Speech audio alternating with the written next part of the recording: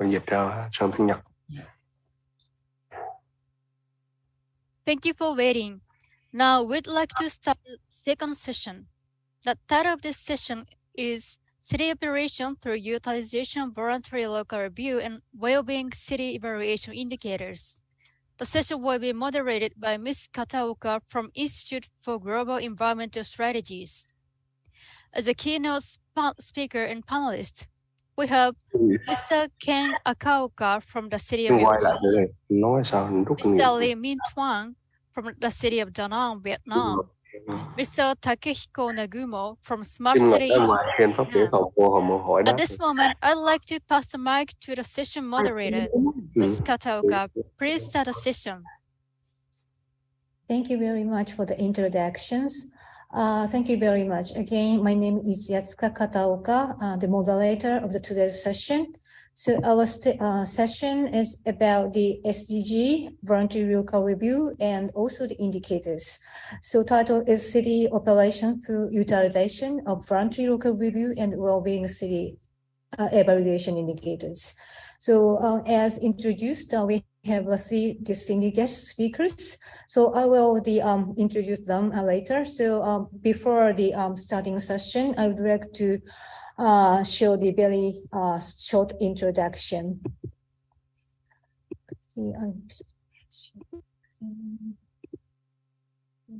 Okay. Yes. So so today we are doing some about the SDGs. So SDG, as many of you already know, SDG, Sustainable Development Goals, a global goal adopted by the United Nations in 2015, which call for the actions to the end of poverty, protect the planet, and ensure that by 2030, all people enjoy peace and prosperity. So it is very important to plan and implement SDGs. But but SDGs, the follow-up and the review of the progress of SDGs also the important elements of the implement for the SDG the achievement. So the 2030 agenda is encouraged the UN member states, national governments to conduct regular and voluntary reviews of the progress of the SDGs, and also that reviews is encouraged to be reported to the high-level political forum, which is the kind of the regular monitoring the mechanism of the SDGs as a form of the voluntary national review. So we call that VNR. And then the voluntary local review, which is the topic of today's session, is a kind of the local version of this voluntary national review. So we define that the voluntary local review is a process in which local and then the national regional governments initiated voluntary, and assess the progress of implementation of the 2030 agenda and its SDGs. So the voluntary local review, starts the 2018. So before that, several the local governments has already, show some reporting, but as a kind of comprehensive of the progress report of the SDGs. The first four kind of the breaking somehow the local governments. They started the VLRs, which is New York, United States, and also the Kitakyushu, Shimoga, and Toyama of Japan. So they first, they reported that their progress of the SDGs as a voluntary local review at the high-level political forum in 2018. So I think the 2018 is a breaking year of the VLRs. And then after that, more and more the cities join the voluntary local review movements. So we can say movements. So the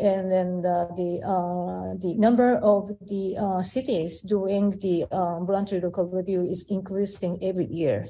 So the currently more than 130 cities did the voluntary local review at least first time. And then the Yokohama, they produced announced their VLRs in 2021. So this is kind of this is map you can see, and then the most kind of the cities in Europe and also the Asia. So Asia is kind of the leading areas of the voluntary local review. And why voluntary review? And there's a lots of the reasons. The local governments is doing all the voluntary local review, and also they feel some benefits of voluntary review, as shown in here. So the first, the VLRs is helping the local governments aligning policies to the SDGs. And also, voluntary local review is kind of somehow the way for local government choosing desired future with the deep engagement of the society or local stakeholders.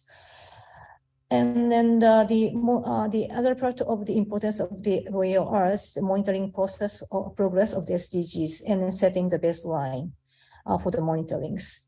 And then at this point, indicators is very important, points of the voluntary local review, but still there is a lot of indicators, and then the many local governments is struggling with the indicators issues. So I think today's, we want to hear more about this speaker about indicators too.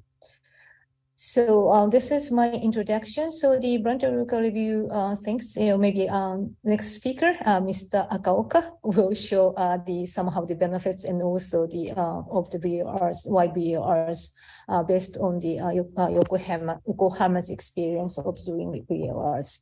So thank you very much. So having said that, I would like to ask Mr. Ken Nakaoka, the Director General Global Network International Affairs Bureau, and then concurrently serving as Executive Director, Office of the City of Yokohama, representative to the Americas. So the Akaoka-san, floor is yours.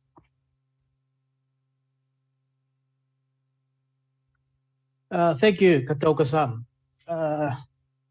Distinguished speakers, ladies and gentlemen, thank you very much for attending the 11th Asian Smart City Conference, as well as this SDGs VLR session.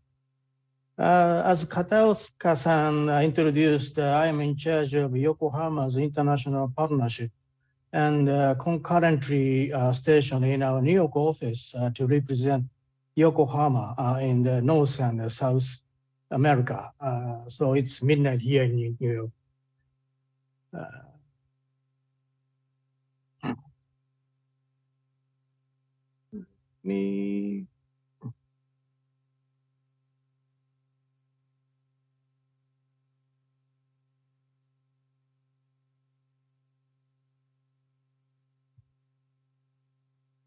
Can you see the slide?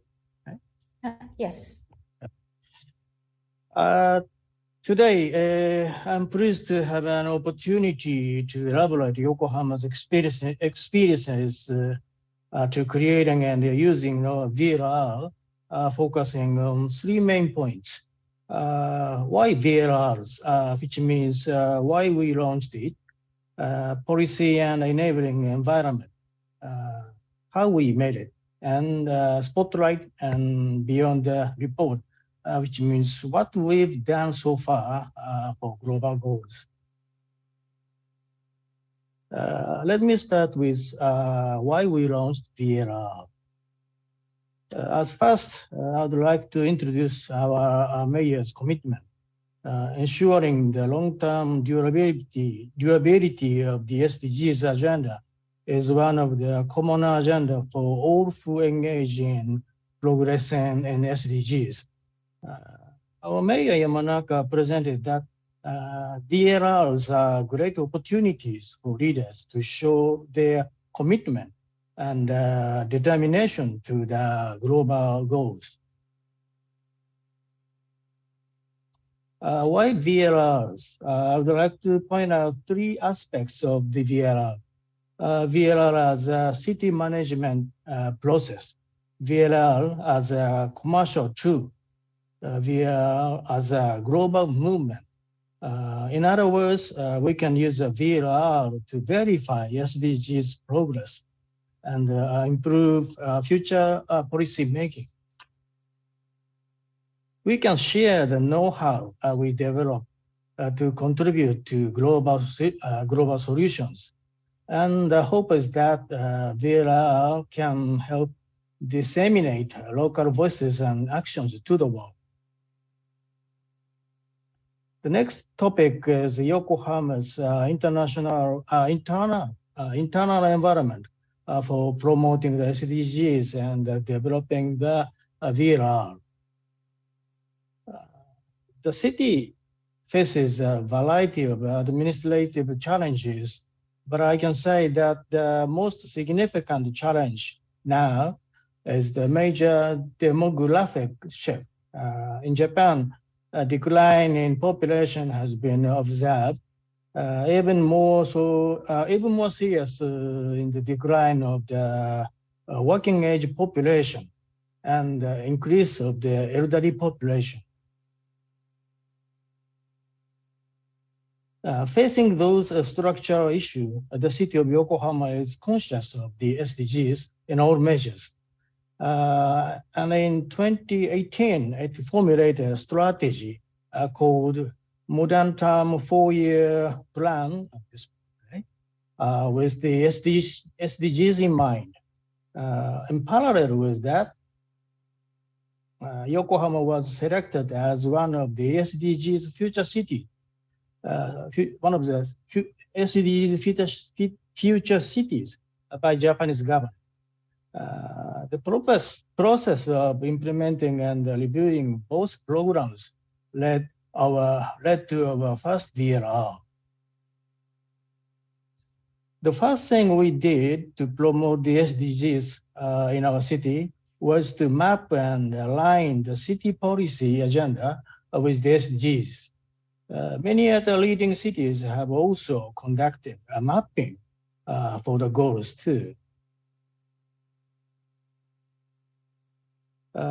In the next, what we did was to develop a local key performance index for key performance indicators or KPIs applicable to the challenges we face and related to the global goals. Because the global indicators of the SDGs are not always applicable to the local level. Here are some examples of the progress and the reviews of representative indicators that contribute to the SDGs in Yokohama.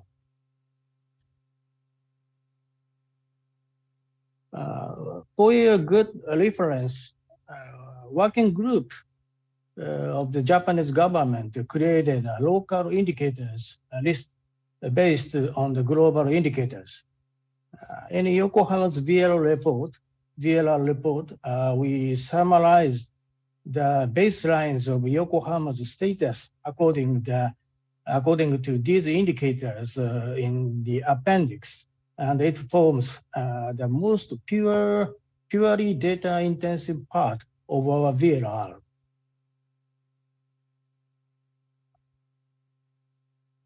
Now I would like to share some examples we have initiated for the global goals, places we think we are really succeeding. I would like to present 2 examples to contribute to SDGs goal 17.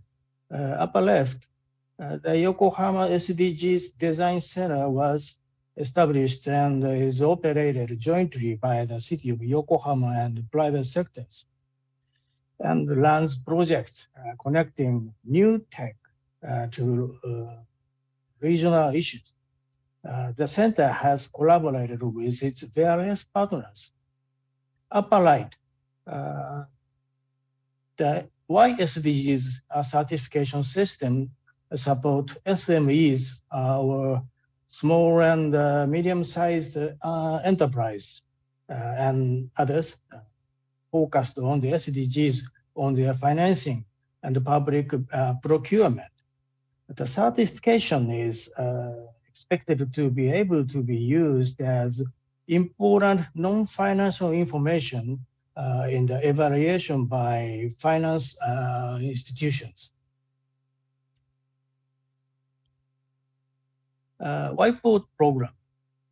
Our international technical cooperation is also one of our main activities for global goals. Many countries and cities are making efforts to achieve the SDGs, but unfortunately, the progress worldwide has been slow, which was pointed out in the 2019 SDGs Summit political declaration. It is needless to say progress in developing countries is essential for the global achievement, including recovery from COVID-19.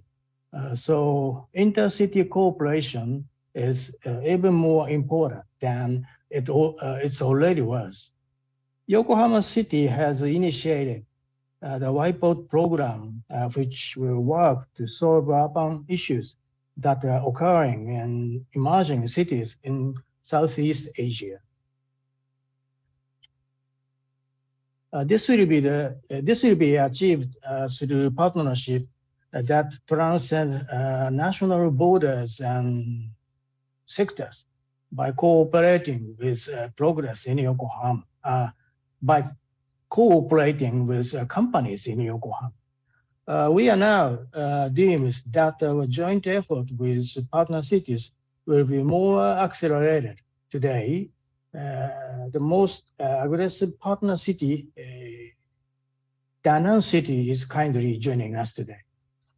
We think intercity cooperation could lead to VLR in both cities because it is important to monitor and review the progress.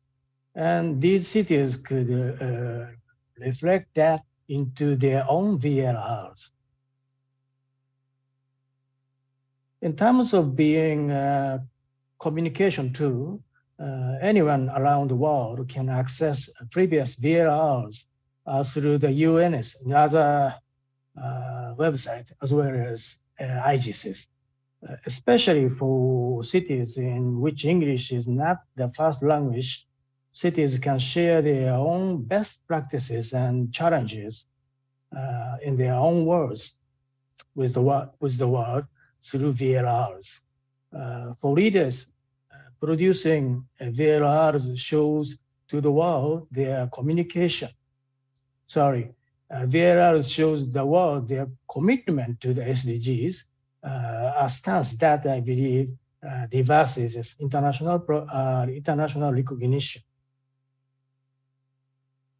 So if you would like to know more about Yokohama's VLR and other initiatives, please visit our website from this QR code. Thank you very much. Thank you very much, Mr. Akaoka, for the informative the presentations. So it's kind of the yes, I was kind of the very welcome to Yokohama's initiatives and all the VLRs which have a very candid the contents, including the indicators. And also the international partnership is very important to produce the VLRs. So I'm coming back more questions to you later. So now I move on to the next speaker from the Vietnam. So I would like to introduce the Mr. Minh from the Da Nang Department of Planning and Investment. So Mr. Tuong, the floor is yours.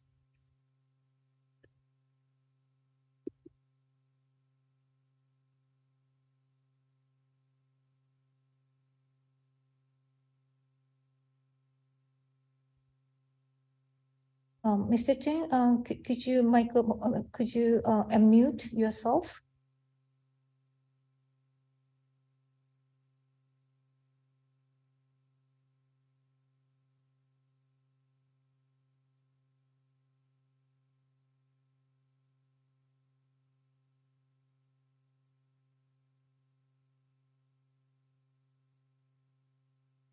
Tuong-san.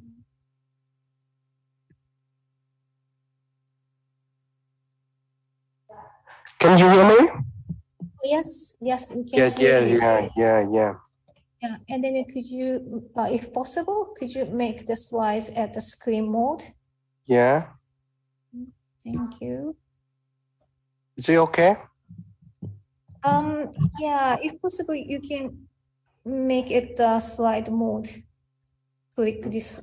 Yeah, but it's okay. We can see yours. Mở hết rồi đó. Rồi. Màn hình kia không chạy rồi. Mấy đứa này nè.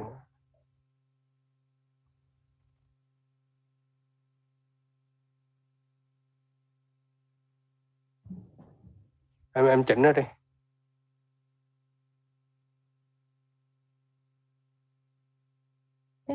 You can start. Yeah. We can see the slides, so you can start. Em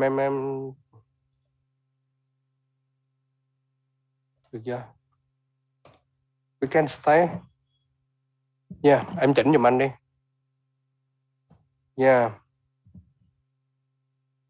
Mất thời gian quá. Okay. Yeah. Thank you for inviting me to join the conference and giving me an opportunity to talk about Da Nang towards sustainable development in the future. Now, my presentation, I would like to highlight the current situation and plan for sustainable development of Da Nang City in the coming time. Our cooperation with Yokohama City and investment opportunity to potential investor.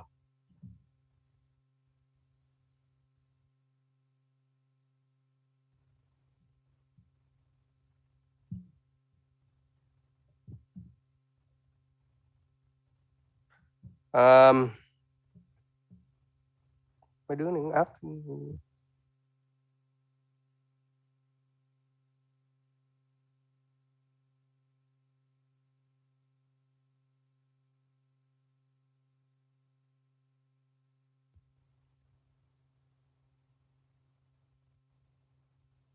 Em chỉnh trang đi.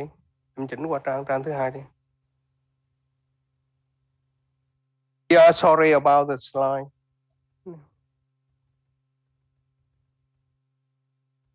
Or the secretary, if Rồi được rồi. Anh chỉnh hay em chỉnh đó? Yes.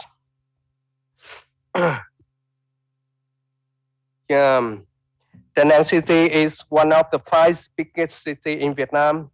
The city covers an area about 1,200 km square with 92 kilometers beautiful coastline, and the population is nearly 1.2 million people.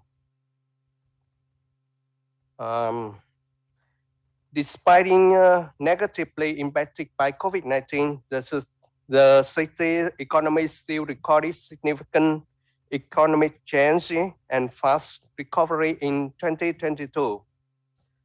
The average growth rate about 9 to 10%. Regarding trade profile, in 2021, international trade reached a value of 3.1 billion USD with a trade surplus for Da Nang of about 463 million USD. The top export of Da Nang is electrical and electric products, textile and garments, seafoods, mostly to Japan, USA, and EU. In June 2022, there were 930 foreign investing projects with more than 3.9 billion USD investment capital. come from 45 countries and territories, among which Japan, Singapore, the US are the largest investor in Da Nang City. Investment in Da Nang City are mainly in the fields of manufacturing, real estate, and tourism services. Da Nang workforce accounts for more than 50% of the population. It's young and dynamic workforce. Da Nang is not only a place worth investing, but also a place worth living. The city well known for its clean environment, amazing beaches, safety, and friendly city.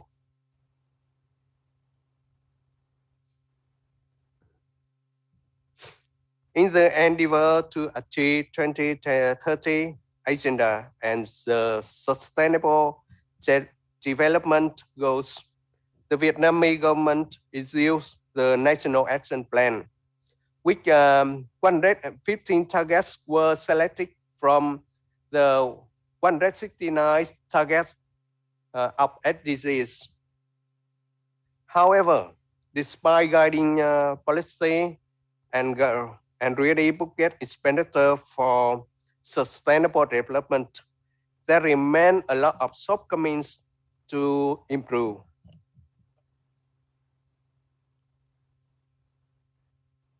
Da Nang City has developed the action plan for sustainable growth based on 3 aspects: economic, social, and environmental. Regarding economic aspect, the city focused on conducting activity to achieve SDGs of poverty reduction, sustainable agriculture, sustainable energy, continuous economic growth, resilient infrastructure, and global partnership. For social sustainability, Da Nang is determined to implement its commitment on improving healthcare, prioritizing education, achieving gender equality, ensuring urban and rural development, creating a safe living and working environment, promoting a peaceful, just, and equal society.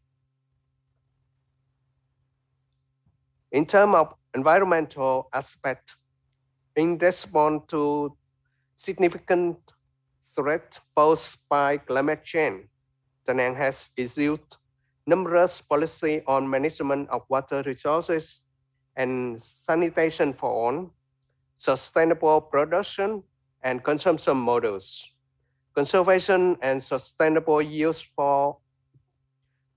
of oceans, seas, and marine resources, forest protection and development, biodiversity conservation. Out of 58 goals in urban development criteria and standards, Da Nang had achieved maximum score in 35 categories. Let me mention a few, such as the rate of poor households, just 2.74%, much lower than the low rate of the country of 5.5%. Urban level medical facility also high. Urban level education of training institution. Da Nang now has over 153 schools and institution university. However, the city still need to take further steps to improve the score in the other area, child area with medium and low score, including per capita income per year compared to the whole city, percentage of flooded area with solution to prevent and reduce flooding, especially Shale area with underscore need more and more improve, like the rate of domestic solid waste collected, percentage of polluted area with solution prevent and reduce polluting public green land in inner city area.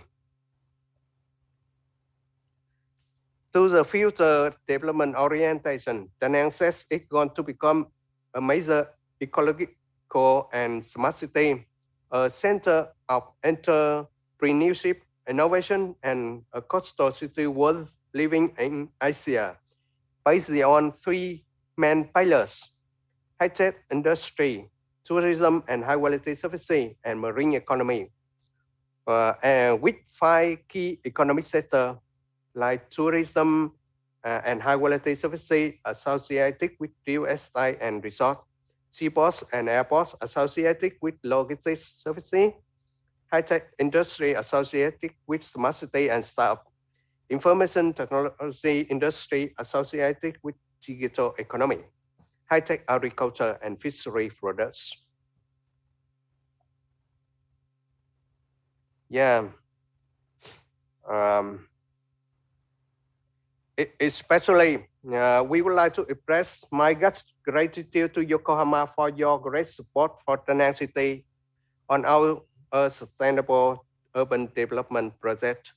During 2019 to 2022 period, together with Da Nang City, JICA, and the Yokohama City authorities has successfully collaborated on the implementation of many important projects in Da Nang, including solid waste management, environmental consideration, port development, urban public transport development, environmental friendly, industrial park development, and innovative city development. In the upcoming time, to promote the sustainable development of Da Nang City, we are focusing on and encouraging calling investment in terms of high-tech industry, supporting industry, high-quality services, high-tech agriculture, startup, and innovative projects.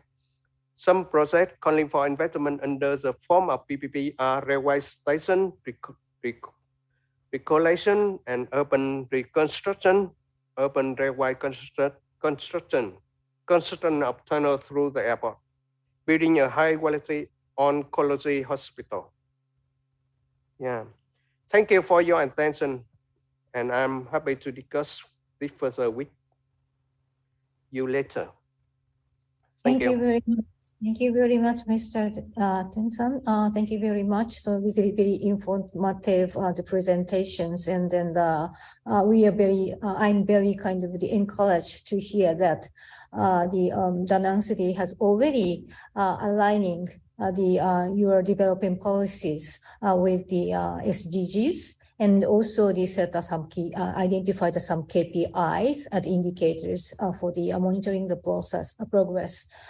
As for the collaborations with Yokohama City, maybe I will, hear more after the presentations, last presentations. Thank you very much.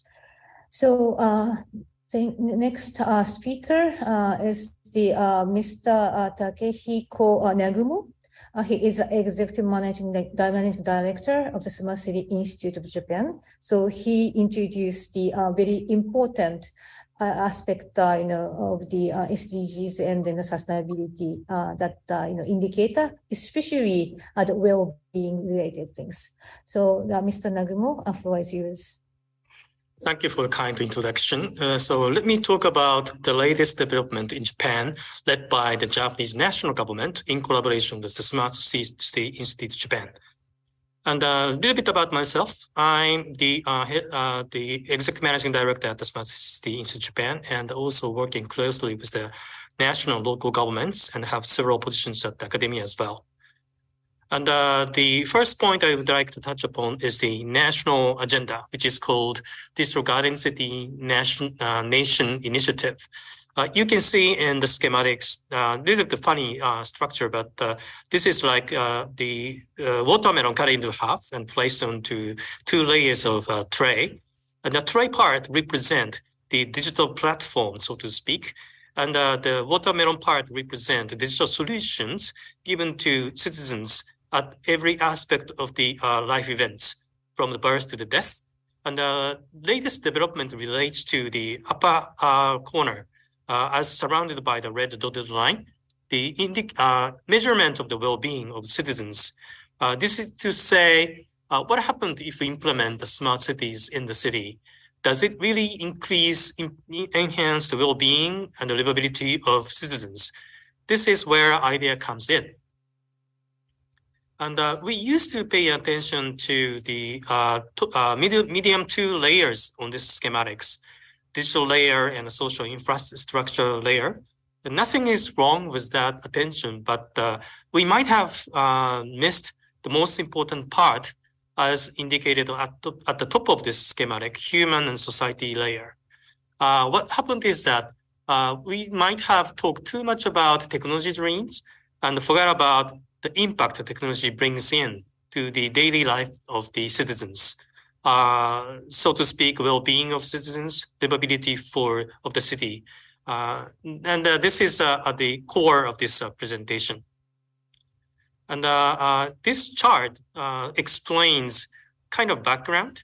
The left-hand chart shows the historical movement of the people sentiment, which between the spiritual fulfillment and the material fulfillment do you think is more important? And you can see 2 lines crossing somewhere around here. It's about 1975, at the end of the fast economic growth in Japanese economy. At that time, people started to think that the spiritual fulfillment, mental fulfillment is more important than material fulfillment. So that's the kind of crossing points. But as the right-hand side chart shows that we haven't actually fulfilled spiritual fulfillment, and we are still at the material fulfillment level. And then this is very important from the standpoint of the well-being. Unless we satisfy spiritual fulfillment, we don't really satisfy the people's the well-being in Japan. So we started to pay attention to how to measure the spiritual fulfillment or well-being of the citizens living in the smart cities. And this schematics explained how we structured the idea. The lower half shows smart city. As you can see, this is consisted of private, public, academia, people, partnership, digital transformation in self-help, mutual help, public health. And of course, we have to implement new business models, talent development, and regulatory reform, which comes in tangent with the technology development. And we regarded all this box as a means, not the end. End is the well-being and the livability of people. So we started to measure well-being and livability from subjective standpoint using the surveys. And we also measure the lower half smart cities with the objective indicators. And we see that correlations between subjective and objective indicators to see how effectively smart city is implemented for the sake of well-being and the livability of citizens. This is a bit busy schematics, but this is the whole structure of the our methodology. On top, you can see the yellow oval indicating well-being. This is the end measurement using 0 to 10 scale to see how happy citizens are. This is a famous country ladder survey methodology. And the remaining boxes, starting from number 1 to number 5, are the factors explaining why people feel such and such happiness. The yellow part and the orange part is the mind factors. We conduct surveys in 2 different ways. One is the local life standpoint, which is consisted of 10 factors. And this is the comprehensive measurement system. The orange one is the Japanese culture specific or Oriental culture or Asian culture specific well-being surveys, which we call interdependent well-being factors. I'll talk about this a little bit later. The middle portion is the activity factors. The blue one is active QOL, is a measurement system using wearable device. So not like a survey. This is the measurement of the vitals coming directly from the body, like sweat, pulse, heartbeat, etc., to see how people are feeling about doing some specific activities. An essential city actually is a way of counting frequency of doing some specific things. We'll talk about this a little bit later, but sometimes emotion, mind factors, and activity factors are inconsistent. While you think one thing, body or the actual activities are different. So we need to measure two things in tangent to measure, to understand what the real situation in life. The environment factor is actually a collection of 200 KPIs bundled into 22 factors of daily lives. You can see physical, social, mental factors. Again, within that, each box, you can see healthcare, nursing care, natural disasters, digital life, and so forth, every aspect of human life. And we will conduct statistical analysis of whole entire data sets to see the city in question, how the well-being factors are constructed. Okay, let's go one by one. This is the green portion, Well-being of Local Life Index, created by Professor Takashi Maino of Keio University. This is survey. You can see factors, 10 factors. And this is a comprehensive survey. And we are conducting this survey at the national level with the 34,000 samples. And we can divide this into municipality levels. You can see a little bit in detail. And this is interdependent well-being indicators created by the Professor Yukiko Uchida of Kyoto University. And this is very important. This is the community level well-being indicators. It's interesting to see that even if you yourself is happy, you are not truly happy unless your surroundings, like neighbors, communities are not happy. So we see that the harmonized or balanced well-being situation between you yourself and people surrounding you. And this survey is designed to capture this community level well-being. This active QOL, this is a unique approach. You really have to indicate which activities you are measuring. In this chart, you can see work, education, hospital visit, nursing, childcare, blah, blah, blah, under the factors box. And then we measure the vitals from the body while people are engaging the activities as indicated. And this is the Central City and Tolerance Index as developed by the Mr. Manjo Shimahara of the Livable Homes Institute. And this is counting the frequency of doing certain activities. Does one feel that one is a member of societies, cities, community? Are there opportunities for romantic encounters? This is interesting questions. The frequency talks more than what the emotion tells. So we are doing this activity measurement as well. And this is a livability index. Actually, we learned it from Australia. Royal Melbourne Institute of Technology created this, and we learned from it. And this is based upon open data from the public sectors. We created 22 categories, and then that is cascaded down to 200 KPIs. And this can be easily rebundled into SDG 17 goals. So we can do it, but for the sake of our original model, we don't really talk about it. But this is the KPI consistent with the SDGs framework. And this is a result of the mind factors, just as showing the example. You can see well-being is consisted of 3 big blocks: yellow block, pink block, and the blue block. And you can see in the yellow portion, pride is very important, which is supported by mental health and comfort of housing. Housing is very influential for one's well-being. And once one has private pride, this can lead into the city vitality and civic pride. And this is important factors promoting startups, cultural development, and the opportunity to try for something new in the cities. And the pink portion is the focusing on social capital, so to speak. Tolerance is important. If the city doesn't really have a tolerance for diversity, people are shrinked into their mind, never collaborate with the people around them. So pro-social activities, intergenerational co-creations, gratitude towards community members, those come from the factors of the tolerance. And also interdependent well-being is important. And this is about gap between the superior and inferior.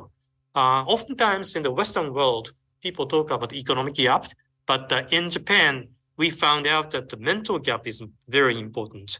So in the city where mental gap is wide, we don't see good human relationship. And without that, people cannot actually achieve higher well-being goal. And on the left-hand side, right-hand side, you can see city functionalities and landscape.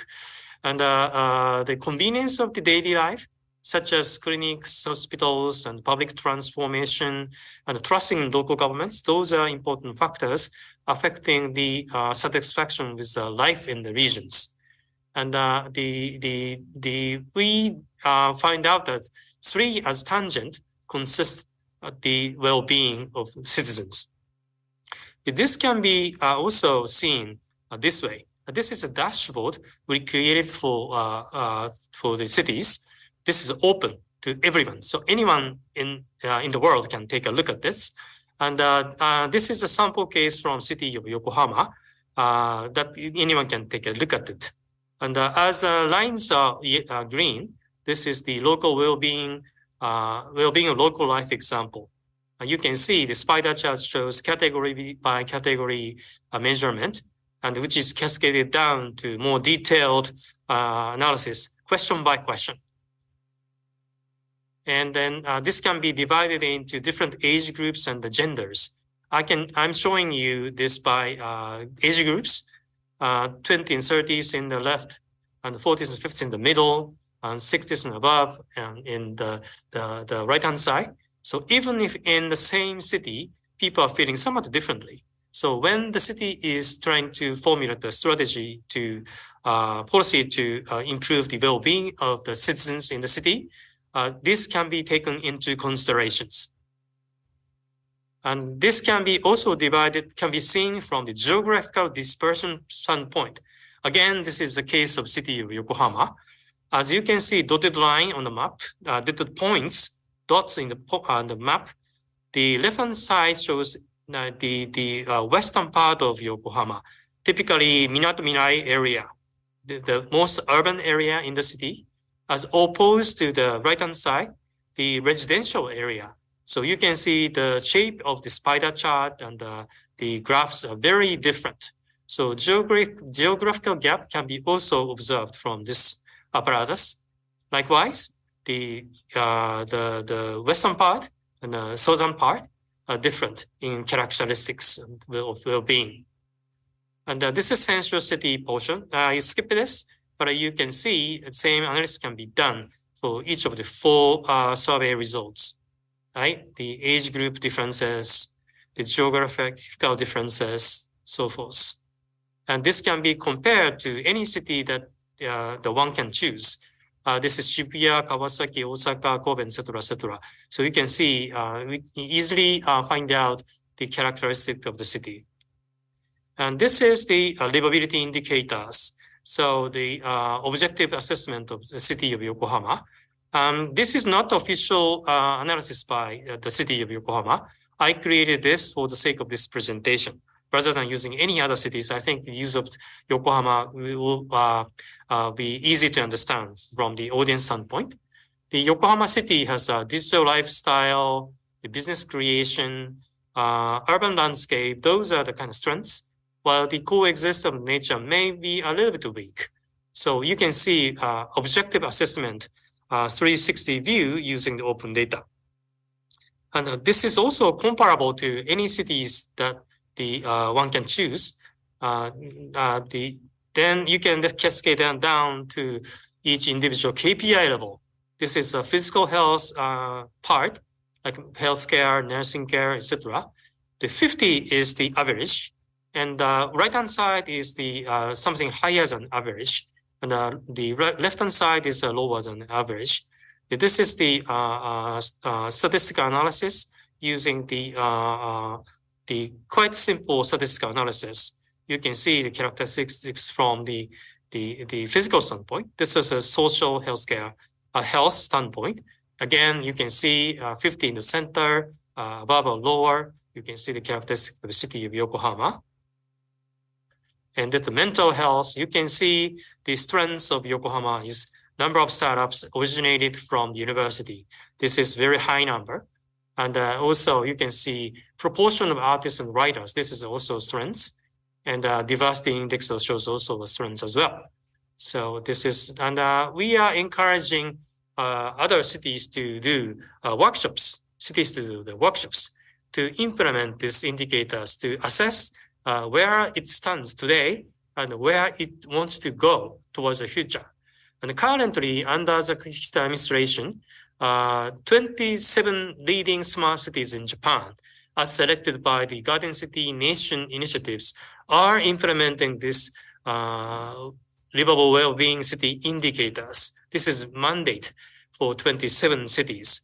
They are now implementing this to see how they can improve the well-being and the livability of the citizens in question. That's the end of my presentation. Thank you for listening. Thank you very much, Mr. Nagumo, for your really informative presentation. It's very interesting to monitor the progress of, monitor the status of the well-being. That is very difficult to measure. So, and then it is important, but not fully incorporated in the current KPI. So it's very interesting. Thank you very much for your information.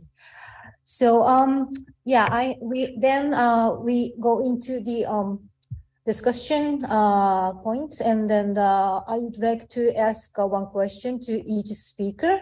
So from the Mr. Akaoka, I have one question to you.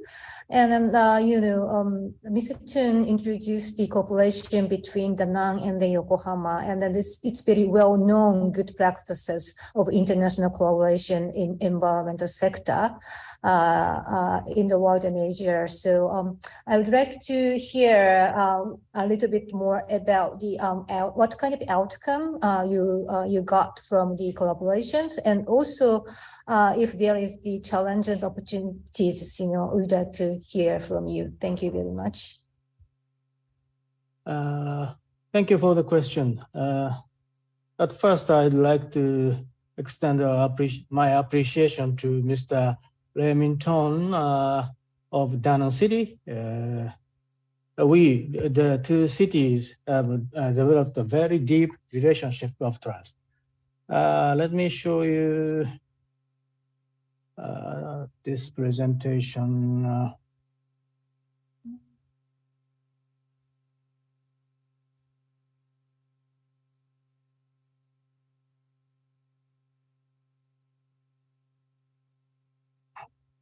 We believe that intercity cooperation is already contributing to SDGs, but from now we think that we should use VLR for further progress. Why I think so? Let me introduce with some slides briefly about the current highlighted activities with Da Nang City. This slide shows an example of infra business development framework. In other words, integrate approach from planning to realization.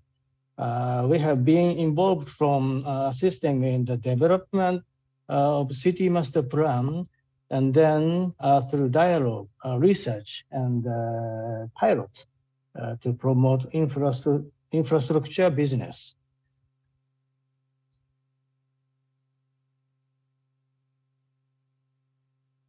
Thanks for the great support from JICA and the Ministry of Environment of Japan. We will work to support the Danan to become a net zero carbon city toward 2050.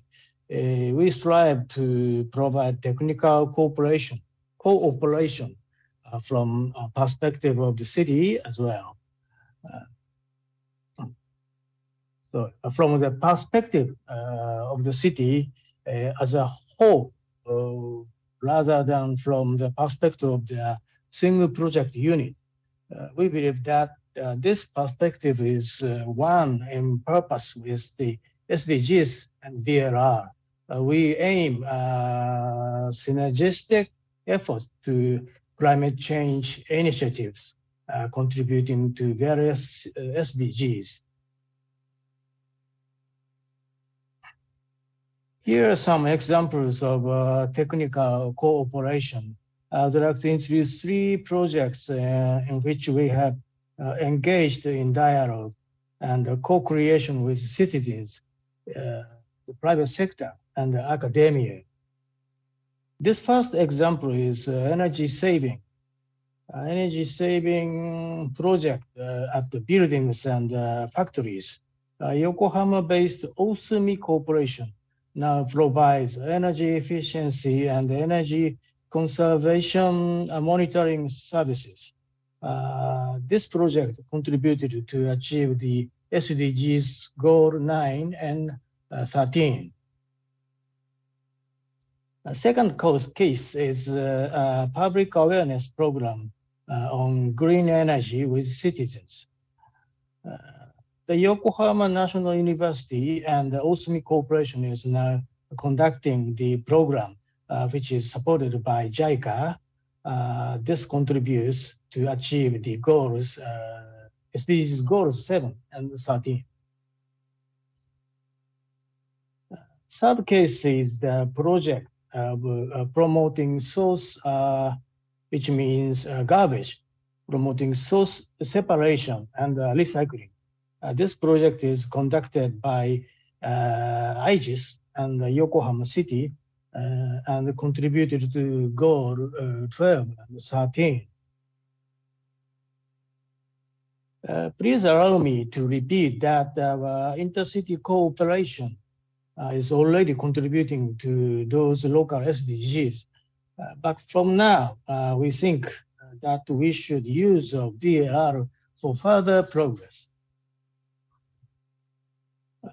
Because I'm convicted of the effectiveness of the VLR as a monitoring tool for intercity cooperation.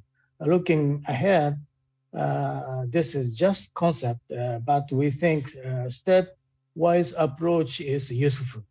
At first, monitoring both cities by VLRs. Secondly, identifying urban issues. And then creating urban solutions among stakeholders of both cities. It must be said that the support of the Japanese government, JICA, and international organizations such as United Nations, World Bank, Asia Development Bank, and CityNet is essential to this effort. And private sectors, academic sectors as well. Therefore, I would like to invite all of you to enhance our intercity cooperation. Let us work together to making sustainable and well-being cities. Thank you very much. Thank you very much, Mr. Akaoka, for your intervention. So yeah, I think it's very interesting. VLR is one of the kind of tool to for the further consideration of the climate and then SDG linkage.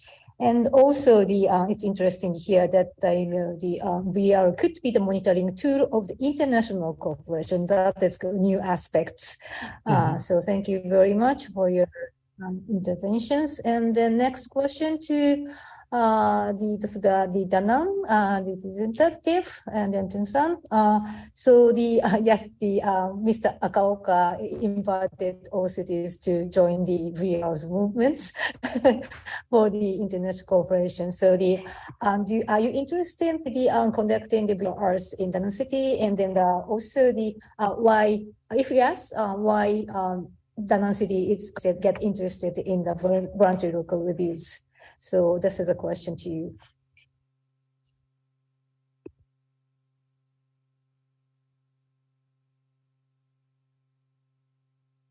Could you unmute? We cannot hear you. Could you unmute yourself? It's still muted.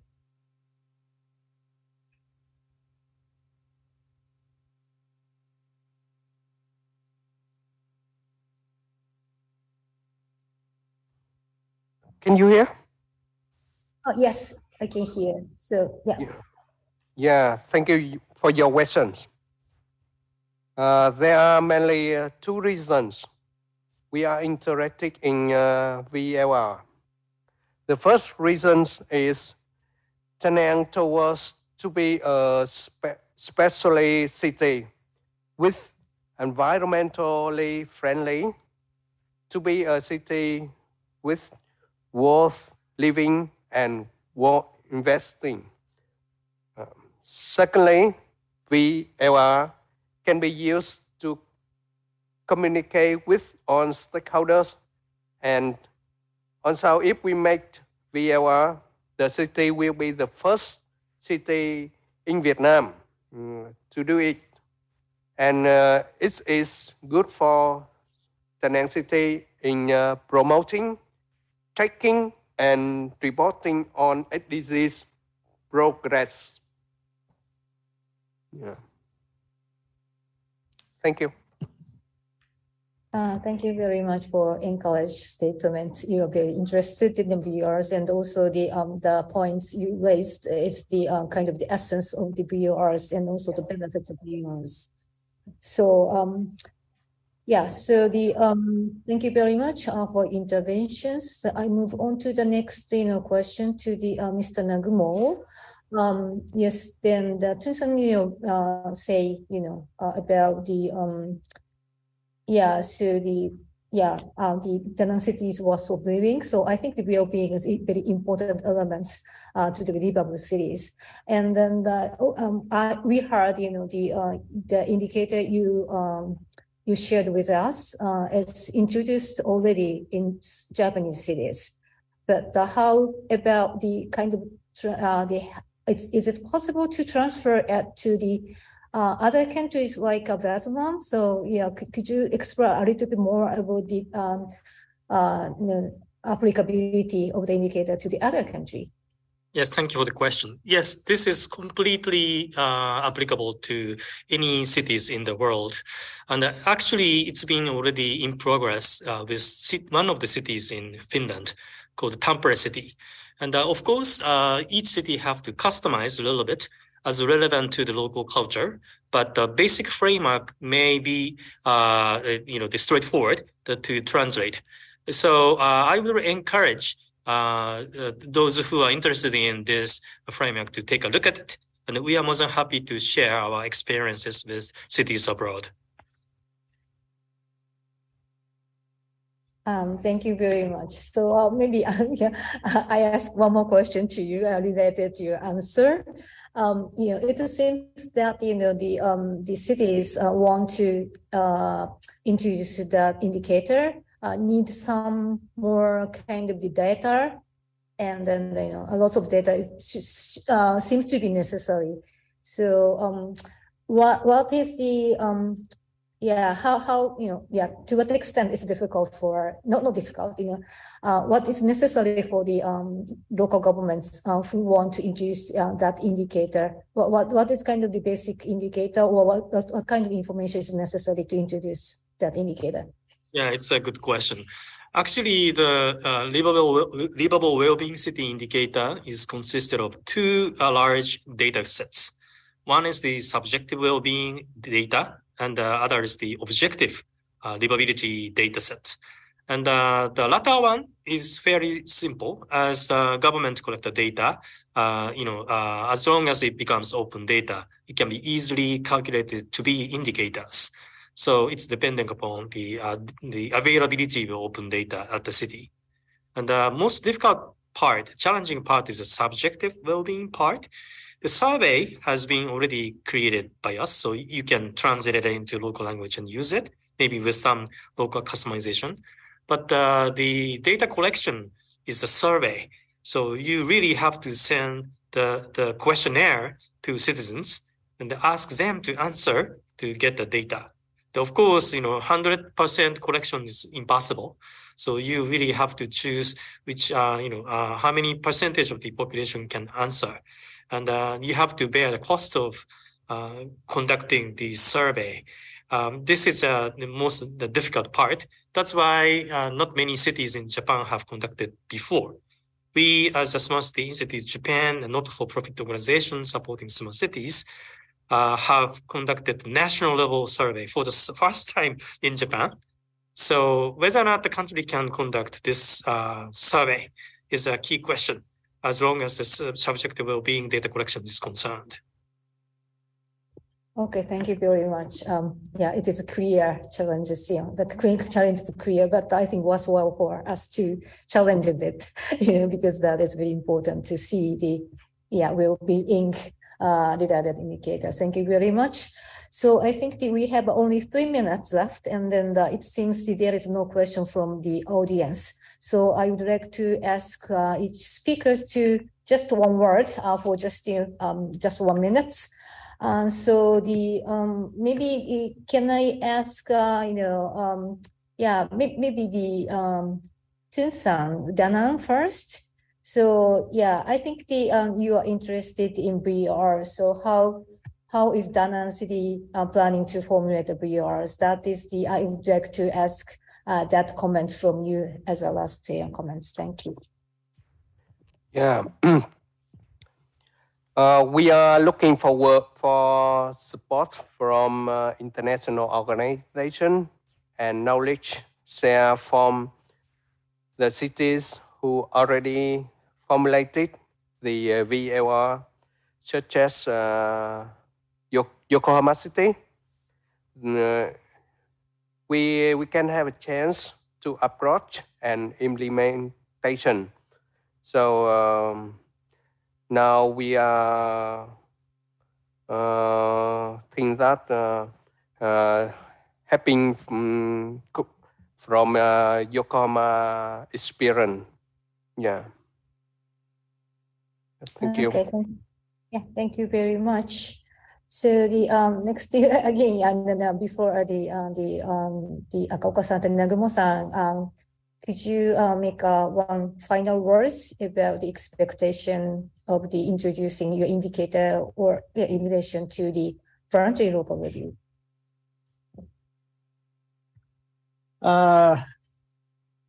Yes, we, the city of Yokohama, love to work with Danan City to promote the VLR of Japan in the near future. And maybe it will be this is the topic of this session: how to contribute the smart city indicator and the SDGs indicator will be we have to solve the problem in the near future. Thank you. Yeah, thank you very much. So sorry, Nagumo-san, that maybe I changed your question. Maybe the Akaoka-san mentioned some indicators, and then also you have indicators. So for the indicator-wise, do you have any kind of comments or future kind of challenges and opportunities related indicator over the SDGs? I think the SDGs indicator thinks it's very challenging for all local governments. So could you share your expert view maybe in 1 minute? Thank you. Yes, so first of all, integrating or rebundling our indicator into SDGs indicators is very, very easy. It's very easy, no question to ask. And we have a subjective data, so it's more advanced than the usual SDGs indicators. And I'm more than happy to collaborate with Da Nang City or any other cities in Asia. And I'm the executive advisor to City of Yokohama as well. So more than happy to work with the City of Yokohama. Thank you. Okay, thank you very much. Very, very encouraging statement. So time is up. So I would like to mix not maybe everybody summarize the points, but we think at the end of the session, I would like to emphasize the importance of the indicators. Not only the maybe regular, the traditional type of the indicator, but the well-being related indicators importance. Also, the importance of VLRs to facilitate, the sustainable smart development of the city, as well as the showing the progress of the international corporations. So, and also I would like to cooperate all the speakers to develop the VLRs in Da Nang City in cooperation with all speakers.